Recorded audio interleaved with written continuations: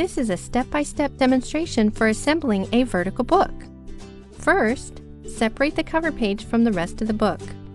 Fold it in half, taking care to line the corners. Ensure that the fold is on the left and the front cover faces you. Then, fold the remaining pages in half with the fold on the right.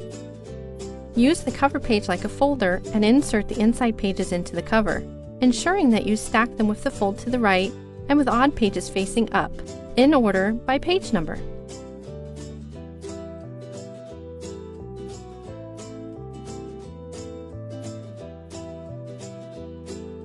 Make sure the loose edges of the inside pages are tucked as tightly as possible into the fold, and the folded edges are on the outside. Staple 3 times to the left of the dotted line at the left edge of the cover. To protect hands from staples, place one strip of 1-inch tape along the left side of the cover. Use the dotted line as a guide.